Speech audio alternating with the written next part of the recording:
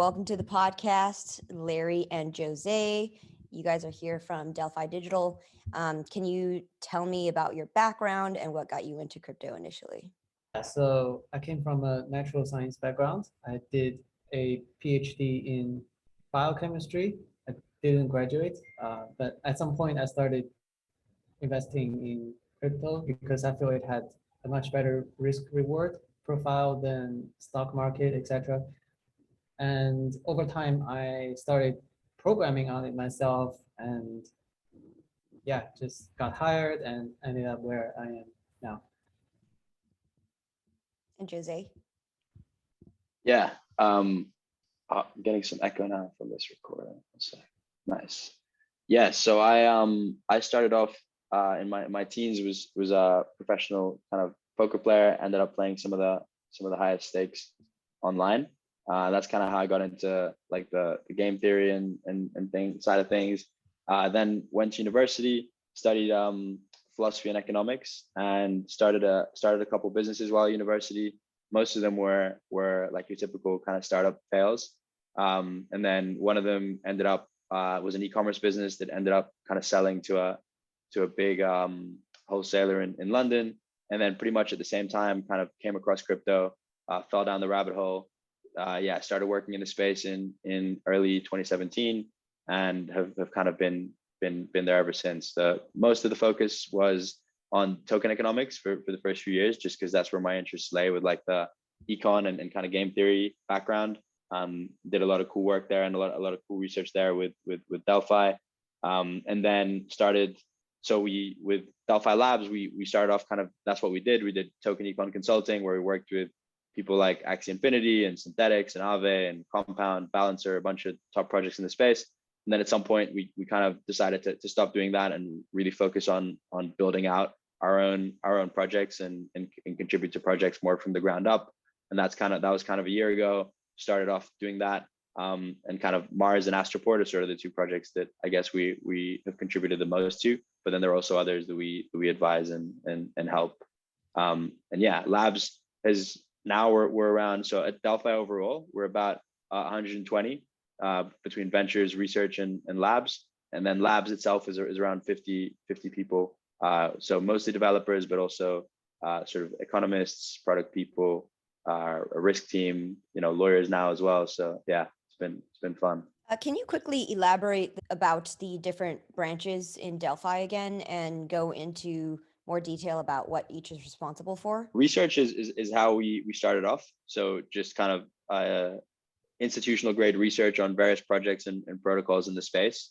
So it's a kind of a subscription business, and that's probably how most people have heard of us. So that's kind of that, and it's sort of the core of Delphi, right? We're a very research oriented organization. We have kind of 40 or so full-time researchers focused on different parts of the space, from different layer one ecosystems to DeFi to Web3 to all sorts of stuff like that. And then ventures is our investing arm, where we don't have any outside capital, so it's all our own money, kind of the money of the 7 founders. And then we have Labs, which is started off as our consulting arm, which kind of paid the bills in the bear market, and then moved to being our building and kind of software development arm, where we're basically contributing to different projects in the space. And Ventures is the one that had seeded Axie Infinity, right? And that was kind of your 0 to 1 moment. Can you talk about that? Yeah, for sure. So yeah, Axie Infinity, actually we worked with via Labs, although Labs didn't exist at the time, but we consulted with them, and then we also invested in them via Ventures. And that was definitely our kind of 0 to 1 moment. We were very excited about that, and it was I think it's definitely our sort of biggest winner on the venture side. Is there a story there? How did they identify Axie Infinity and say, this is the next bet that I'm going to make? Before Axie, there wasn't even this concept of play to earn. Yeah. And then now it's just the thing that everybody is pitching investors. So actually, it's funny. The Delphi's first consulting gig back in, I think it was in 2018, was to do a deep dive into like crypto gaming projects. So at the time there wasn't that much happening, but the team did the research, and Axie came up as like the #1 name that was doing most exciting stuff. Even in 2018, they already had like a really cool community and stuff going on. So kind of knew about them from that, and then got approached to design the token because we'd already been working on token econ for a lot of kind of projects in the space, and really got to know the project and the team through that, and kind of understood the potential of I guess like I'm not as involved on the gaming side anymore. So like my partners Jan and Piers and Ryan Fu could speak much more eloquently about this. But we understood the potential of we'd call it probably play and earn or play fi rather than play to earn. Because I think there are some flaws of play to earn, and like critics often kind of stand up these straw mans about play to earn that aren't really what we're excited about and what we invested in.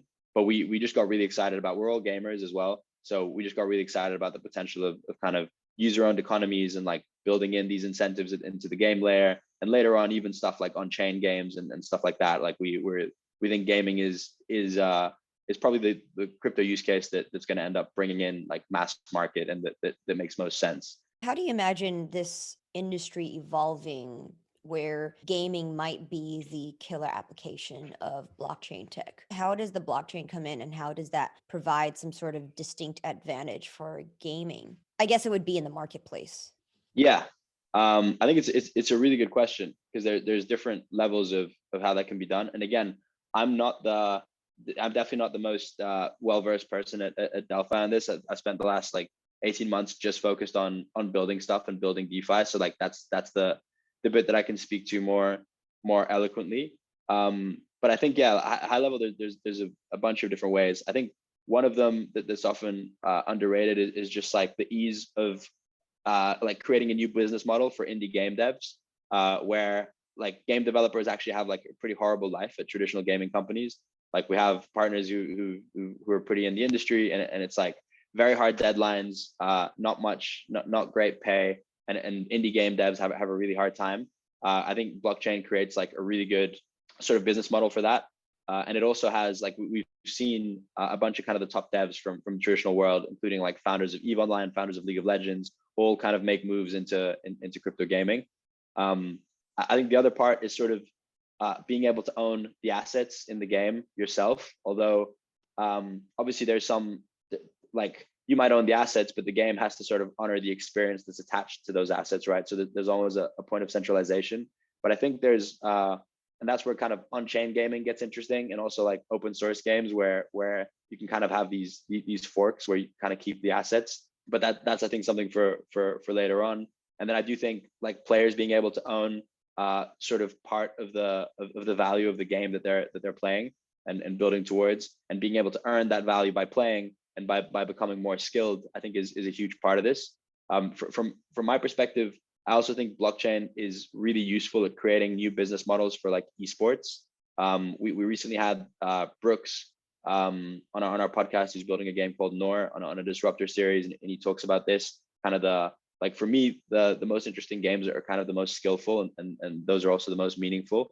And I think crypto can create like a really interesting sort of business model for those games in terms of but again, like I'm not the most eloquent person on this, so I'll just leave it there, I think, for now. Sure, and we got a little distracted.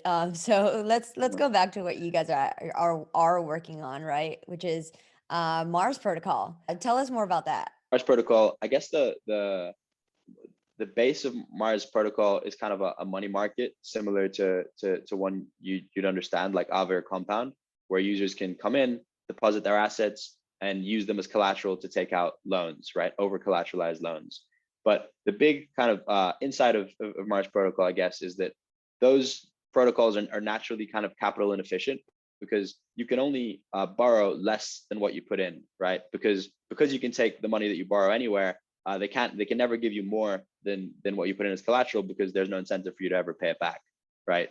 Whereas what we see with like centralized exchanges that offer like 10x and 100x leverage, the reason they can do that is because they're effectively like custodying the assets, right? And they can liquidate you if the position moves against you. And so Mars creates this primitive called contract lending, or contract to contract lending, which is the idea that you have a pool of assets, and it's not just users who have deposits on the platform that can borrow from it. You can also have a smart contract that effectively applies for a credit line from Mars protocol, which if approved, allows it to pull to effectively borrow from that pool. And so one initial use case for this is like leveraged yield farming. And you can think of what Alpha Homara was doing on Ethereum as kind of an example of this, where they had their IB ETH pools, right? Which was like the kind of money market side. And then you had leveraged yield farmers on the other side. Yeah, exactly. Interest bearing ETH on one side, which is kind of their money market. And then you had the leveraged yield farmers who would come in and borrow that ETH in order to farm, right? And that was effectively the leveraged yield farming contract is borrowing from the money market, right? And that creates much higher efficiency because you can technically offer as much leverage as sort of your ability to liquidate. Like you could do margin trading with this architecture. You can do leveraged yield farming. Someone could come in and build something like a decentralized FTX or Binance on top, which combines different margin positions into one account. You can do leverage staking. And it basically means that any protocol which needs leverage can like use Mars rather than having to kind of build their own money market, right? And so I think that's the kind of core innovation behind Mars from my perspective, is just to allow far deeper capital efficiency by making it so that if you think about it, in traditional money markets, the only people that can borrow are lenders, right? You have to be a depositor to be able to borrow. So it's kind of like if to stay in Airbnb, you had to be a host as well, right? To use Airbnb, you had to be a host as well. Whereas what Mars opens up is the ability for non-depositors to also be able to borrow and to kind of borrow for a bunch of different use cases. Yeah, I'll let Larry jump in because I know he's very good at explaining this stuff too. Maybe has a different way of doing it. Yeah, I just want to add that we have created a proof of concept leverage protocol called Fields of Mars that utilizes uncollateralized lending from Mars protocol that operates on a number of yield farms on Terra before it crashed. And it worked pretty well. And even during the Terra crash, which was quite unfortunate, it worked very well, liquidating all the users and kept the whole protocol solvent. So everything worked as intended in a very antagonist, totally apocalyptic situation, I should say. So definitely sorry for those who are liquidated, but the protocol, at least the Fields of Mars part, worked pretty remarkably well. And what was the recovery plan afterwards? You guys built on Terra, things worked, but it was sort of a existential crisis that you guys were facing with the collapse of the Terra stablecoin, as well as the entire chain itself, because there was no value collateralizing the Terra blockchain as Luna went down to zero. How did you guys figure out a recovery plan, and what did that look like, and how did that lead you to Osmosis? Yeah, in terms of recovery plan, there was no bad debt on the protocol. Actually, liquidations functioned as normal. There was a lot of war rooming going on that maybe Larry can go into, but yeah, there was kind of a vote to unlock lock drop deposits, which were people that had locked UST for up to 12 months, so that they could take that out and sell it or migrate it to the new network. But there was no kind of bad debt or recovery plan in that way. What we did have was, yeah, like you said, kind of figuring out what to do as next steps, right? And where we wanted to go.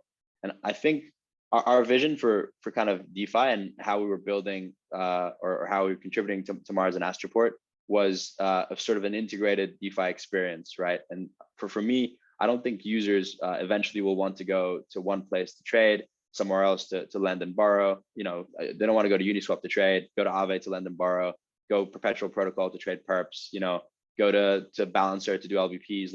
They want to have it all in one place and have this integrated DeFi experience. And I think there's a few people building towards that, and that was sort of our vision of how we thought DeFi should progress and what we were kind of pushing for on Terra, where you needed these key primitives, you need the lending protocol, and with this contract to contract lending, you needed the AMM. And then when you have those two primitives, you can kind of create this credit account, which was an idea we were working on. If you're familiar with Gearbox, or if your listeners are familiar with Gearbox on Ethereum, that's kind of a similar primitive. Which can you elaborate on that? Yeah. So the user experience is basically think about it like you come in, you deposit, let's say $100 of a stable coin, and you're given $500 of a stable coin that you can use to trade. But rather than being able to take that anywhere and do anything with it, you can only interact with whitelisted applications, right? So for example, you might be able to use it to buy certain tokens on an AMM, or to LP into certain pools on an AMM, or to do certain staking, buy certain staking derivatives or whatever it might be. And so what it does is this credit account like calculates a health factor formula, which basically takes into account all your assets, and right, it's like collateral over debt. And for all your collateral assets, it applies a multiplier to them based on the riskiness of them. And then it can calculate like a health factor for your whole account, and you can have one liquidation point on the account, which means that you can sort of have leverage at the credit account level, and then you can use that to interact with a bunch of whitelisted DeFi applications. So it's effectively creating like this kind of centralized exchange account primitive, right? Or like a sub account on FTX. And you can create multiple of them. We were going to make them an NFT and have them like equipable on your PFP and stuff like that. So you can have like social trading. There's a bunch of cool ideas that you can do with it. But that's the basic idea. Is once you have a money market with this primitive of contract lending, and you have like an AMM, you can kind of combine them to create this new primitive of a credit account. And then obviously you can add more sort of Lego pieces to this credit account, because it'll just be like a governance process to whitelist different assets. So you could add perps to this credit account, or you could add certain, launchpad projects to this credit account, and it becomes more and more useful.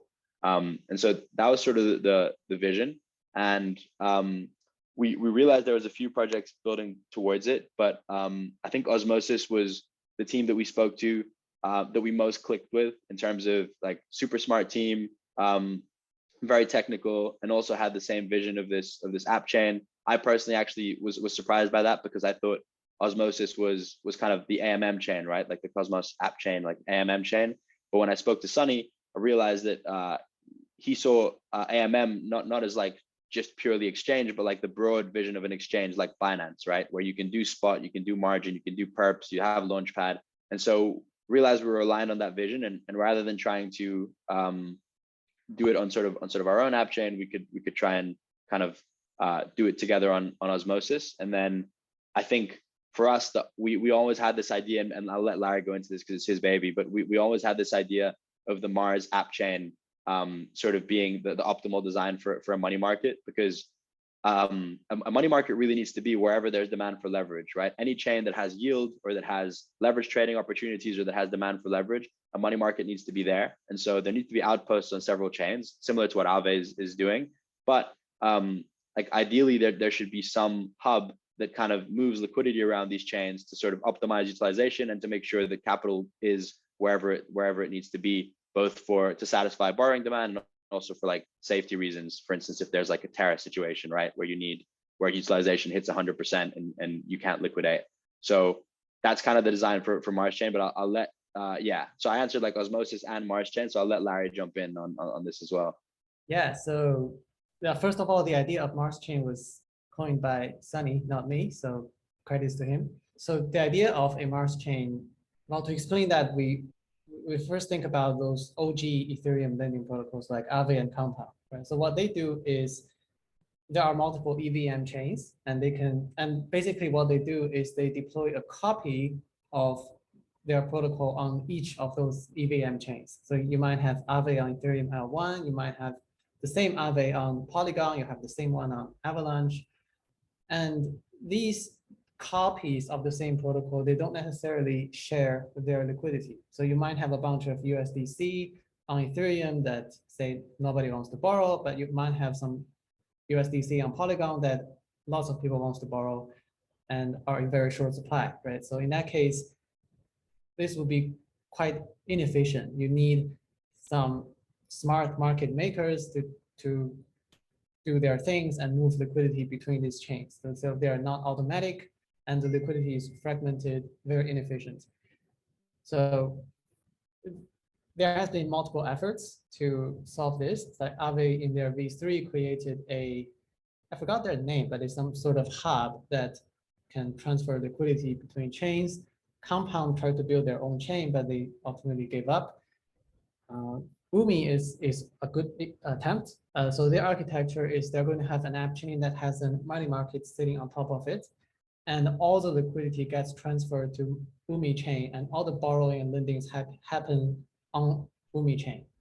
So that was the model that I initially wanted to go for, but after some chats with Sunny and other Osmosis developers, what they pointed out was that UMI's design make it kind of difficult for protocols to integrate. And the reason is this: let's say you have a protocol on Osmosis and wants to borrow some money from Mars protocol. Let's consider if Mars lending market sits on a different chain. So what happens is the Osmosis protocol needs to first post a transaction to Osmosis IBC module. Basically, they are borrowing request, right? It will post that message to the IBC module, and a relayer will pick that up and relay that to the UMI chain. So UMI will see that message, execute it, and send the asset back to Osmosis. And a relayer will pick up that message, relay it back to Osmosis. So the whole process, you need 3 block confirmations at least. 1 block of the initial request on Osmosis. The second would be the relayer relaying the message to UMI and execute. The third one would be from UMI back to Osmosis and confirm that receipt on Osmosis. So you need 3 blocks just for that 1 borrowing. The thing is, maybe for borrowing is fine, but for other more complex things like let's say swap, you want to send an asset and trade for another asset back. The thing is, if the process takes multiple blocks, you cannot precisely predict what's the outcome of that swap. You don't know exactly how much asset you will get back. But we can think of many use cases where the application might need to know how much asset it will get back in order to perform the next step actions.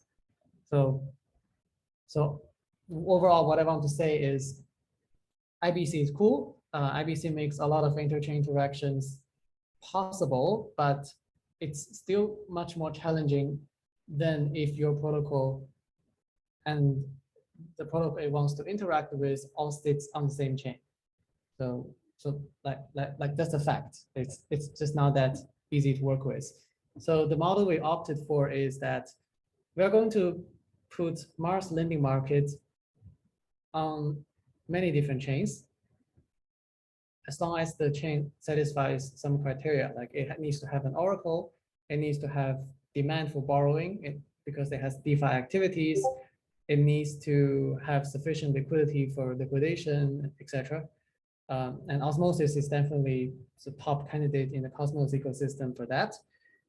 And we're going to have these multiple markets on various chains. But then we come to the same issue that happens with Aave and Pom, which they have fragmented liquidity. So the solution is we're going to have an app chain that sits in the middle that coordinates all these assets. If this coordinates all those markets, right? So if this market, say, has an excess of USDC that has a lot of supply, not enough demand, the other market has a shortage of USDC, then the Mars app chain should be able to detect this and move the assets accordingly to balance things out. So that's the general idea. So if I'm understanding this correctly, your new model is going to be one such that you, well, you're basically relaunching on Osmosis first just to kick it off, but then you're going to move on to building your own app chain, and that's going to be the sort of canonical source of all the activities in your money market, but you're also going to have multi-chain deployment across many other L1s, but have the hub act as the sort of beacon chain almost in the ETH2 concept. Am I understanding that right? Yeah, I think that's an accurate description of the design. So one thing in our design is that these, what we call Mars Hub, you call beacon chain, it doesn't need to really exist, right? So because the Osmosis market is fully functioning on its own. If we put a market on Juno, it should be fully functioning on its own. The only thing is that in absence of this beacon chain, the liquidity will not be able to, these markets will not be able to coordinate each other to move assets around. The purpose of adding this Mars Hub chain in the middle is to coordinate these markets. But even if, say, all IBC relayers are offline, no IBC messages goes across, each of these, what we call satellite markets, should be able to function completely fine on their own. Let's say that this Mars hub existed before the Terra blow up. Would you have been able to have a more seamless recovery plan? You know, would it have been more, the devastation been more isolated to just the Terra blockchain rather than something that's more systemic to your entire protocol? I'm interpreting your question as if the Mars hub is connecting all these markets, there was a risk of one market spreads to all other markets. Is that what you're asking? No, I'm asking how would the Terra explosion, how would that have been different to Mars had you had the hub before the blow up and not just had your entire money market dependent on one chain? So actually, I do believe we were already discussing Mars chain as an idea even before the blow up, right? I think. Yeah, so it's not like, oh, Terra is dead, Mars protocol is shut down, we need to find a different idea. It's not like we are desperately trying to. Okay, that was always part of the plan, even when you were on Terra. At least we have been discussing it. Although I think at the time we were more inclined to use the UMI model instead of this Mars hub one, but we have always been discussing this as a possible V2 or like say experimental exploration. Yeah, I think we always saw Terra as a first like outpost, but I think ultimately a credit protocol needs to be like wherever there's demand for leverage, and clearly there's demand for leverage in other places than Terra. So we were discussing the kind of optimal architecture for that, and I think we had sort of doubts between whether we should have all assets sit on the hub chain or kind of as this new design, none of the assets sit on the hub chain. And I think there's like practical reasons, mainly to do with liquidations and stuff, for why it makes more sense for why we decided this design makes more sense, where basically nothing sits on the hub chain.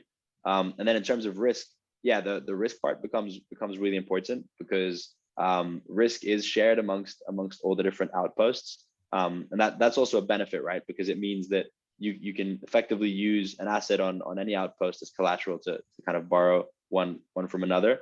And also that the borrowing, like smart contract borrowing, can happen directly on chains rather than, as Larry mentioned, have to go through these multiple hubs. So the risk stuff becomes really important, and that's why we've kind of put a lot of time into developing this open source risk framework, consulted with a lot of different people in the industry, and we also have like some risk like experts at Delphi that kind of work on this and are helping us think through some stuff to propose. But that becomes super important. Yeah, I would be curious as to like what sort of backstops you guys are thinking through, because if you have multiple different outposts, and as Larry alluded to, if any one of them goes through some sort of like mass extinction event, similar to what happened with the UST, right? It wasn't just contained in the Terra chain, because the liquidity was just in so many different pools and so many different sexes, such that everyone became exit liquidity for UST holders. So you're probably going to run into some sort of catastrophic issue like that in the future. So what would be the sort of backstops that you guys are thinking through to just like minimize damage? In the case of like the Terra meltdown and money markets generally, the main risk the risk is basically not being able to liquidate a position, right, such that it becomes underwater, so the collateral is worth less than the debt, and that can happen because the debt like balloons in value too fast for liquidators to update, or there's some oracle bug where it doesn't update, or some manipulation, or because the collateral value goes to zero too quickly, right? And so in the case of even the Terra meltdown, I actually think it would have mostly been fine. Like liquidations happened in an orderly fashion on Mars. The positions that needed to be liquidated were liquidated, and so other markets wouldn't actually have been affected by this that much. Now there were some problems for sure, like the oracle accounted for UST as $1. And so when UST was trading below the peg for a sustained period of time, it created sort of problems, and there were other problems like that. And I think that's where basically the kind of toggles that the Martian Council has are whether the asset can be used as collateral, right? What the LTV is, and then the liquidation parameter. And I think like Aave did some really pioneering work on this in terms of coming up with some baselines for what this needs to be. We've sort of done our own simulations on this and kind of made some adjustments to that. And then obviously for contract lending, a whole new other framework needs to be created. But I think if those parameters are set right, there's no reason why even a sort of a catastrophic chain blow up like Luna would actually sort of cause an insolvency event in the money market. And I think the way that that's ensured is to sort of make sure that the Martian Council or the people making these decisions who also have the upside have skin in the game. And so like for Mars, it was designed such that there's obviously an insurance fund which was denominated in UST, which was being grown through fees, so wasn't that big yet. But then there was also the Martian Council itself, which stakes and has like a locked stake. And if there's a shortfall event, it's their X Mars, it's their Mars that's like auctioned off first, similar to the maker system, to make users whole. And so they have both the upside of the system, but also the downside and the skin in the game in case their decisions lead to bad sort of consequences. Yeah, so I think there's like those are the parameters basically that I don't think a chain blow up needs to be existential as long as the parameters are set right. And then it's about nailing the incentives for the governors to set those parameters right. And I think that's what the Mars team tried to do. And who is the Martian Council? Yeah, the Martian Council is anyone who decides to stake their Mars for X Mars and effectively lock it up for 14 days, and then that's the only way you can vote on governance decisions. And X Mars also accrues fees similar to X Sushi. Got it. So anyone can be a member of the Martian Council. I see. Okay. I'm sorry. What were you saying, Larry, before I interrupted you?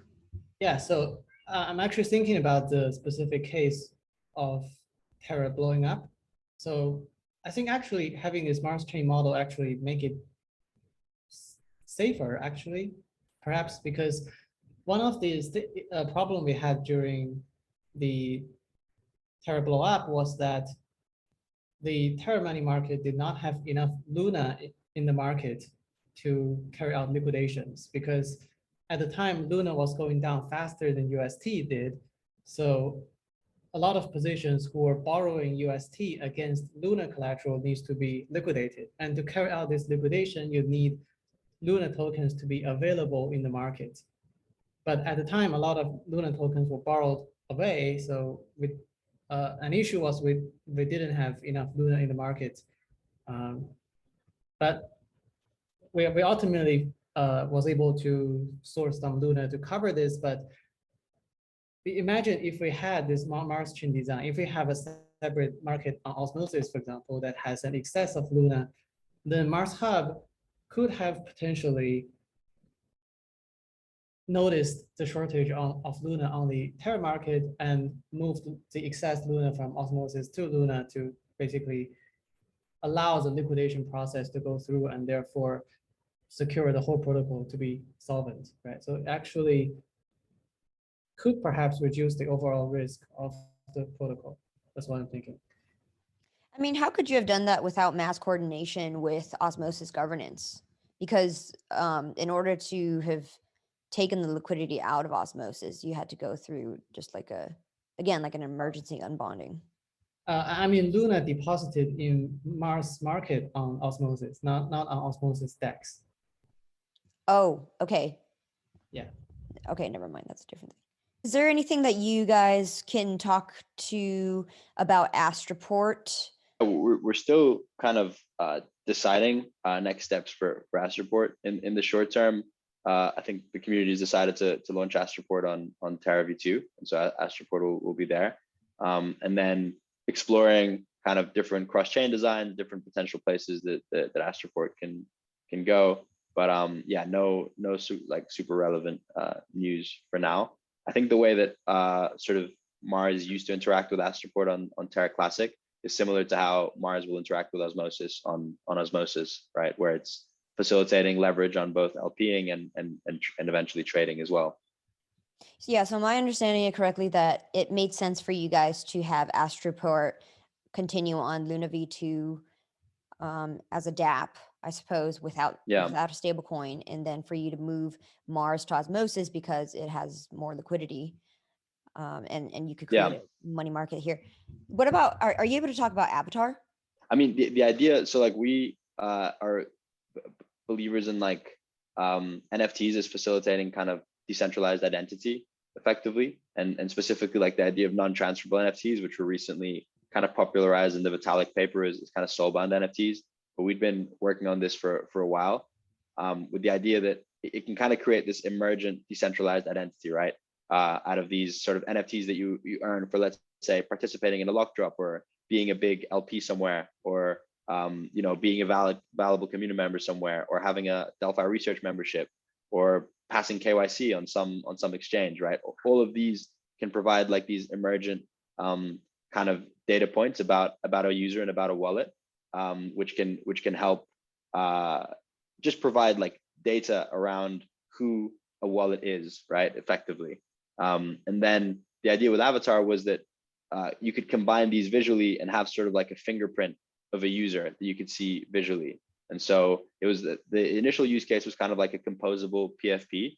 So you could have sort of an avatar, let's say like a galactic punk or something, and then you could equip, like, let's say Mars issues a hat to lock drop participants. You could equip like the Mars hat and then an Astroport badge or something like that, or a hoodie or a Delphi hoodie, whatever it might be, and have these like composable kind of PFPs.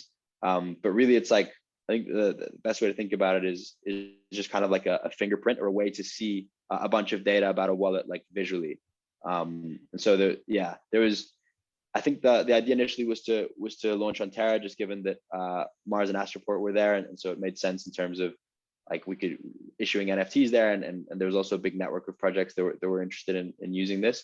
But I think given what happened to Terra, and like just the lead that Ethereum has in terms of NFTs, probably makes sense for Avatar to move somewhere like EVM. And then we're working really closely with the Delphi research side because we're looking to do some cool stuff in terms of non-transferable NFTs there. So yeah, not much info on what we're doing, but I think EVM is sort of what we're considering most strongly right now. And would that be an EVM chain in Cosmos or just straight Ethereum or an Ethereum L2? Yeah, good question. I think it would probably be an Ethereum L2 at this point, or yeah, I think an Ethereum L2 is probably what makes the most sense. Are you able to But elaborate? we'd probably consider deploying on Evmos as well, if yeah, once that was live. Is anyone from Mars Protocol coming to OsmoCon? I believe so. It actually overlaps with a sort of Delphi like retreat that we organized for a while. So most of us are going to be in like there at that time. But I do think we have 1 or 2 team members going, so we'd love to hang out and yeah, we can set that up. Great. And when you guys do a retreat, is that when all 120 people show up? Yeah. Really? Yeah. That's yeah, huge. that's it. Yeah, I mean, we last retreat there was like 50 of us or something. So it's grown a lot since. This will be a big one. It's been like a logistical ordeal to organize. But yeah, it's gonna be 120 people showing up. So we have a bunch of different like rented out hotels and villas and all sorts, and so we can be in the same place. Yeah. And then everyone gets to meet and like hang out and cross. It's always really productive because we're fully remote. Like we've always been fully remote. So a bunch of people that have been working together, especially before the last retreat with COVID and stuff, a bunch of people that have been working together for like years had never met, you know? And, you know, even people, yeah, that work really closely together, speak every day, had never met. So it was really cool. And then also you get to meet people on different parts of the business and create that relationship, which is like the kind of hive mind is really the big value of Delphi. I think that everyone's just sort of really deep in the weeds in their own areas, right? Everyone's super deep into crypto. And so there's a lot of like cross-pollination of ideas, and like, you know, the research really powers a lot of what we do at labs. And then there's, for instance, when we were thinking about Astroport token economics or something, we have like researchers that have been covering convex and curve for like years. And so understand it really well, and can help. When we're thinking about Mars, we have people that are experts in money markets. So there's all these synergies, and like the retreat really helps bring that out, and it's just a lot of fun as well. Yeah, that sounds like a great culture where just a bunch of smart people come and sit in the same room, and then you just create some sort of ideas on a whiteboard. Yeah, That's yeah, where that's it. good products happen. That's it. Yeah, that's how we see Delphi. Really, they're just like, we want to be the best place for kind of smart people to come together and build cool stuff in crypto. Mhm. And everyone's, yeah, like all the different divisions are pretty much aligned in trying to do that. That's absolutely wonderful. Well, I'm looking forward to seeing you guys at OsmoCon. Hopefully, we will meet in person there, and see everyone else who's listening at our party for the Osmosis 1 year anniversary party. Awesome. Cool. Thanks very much for having us. See you Thank you soon. guys for coming on.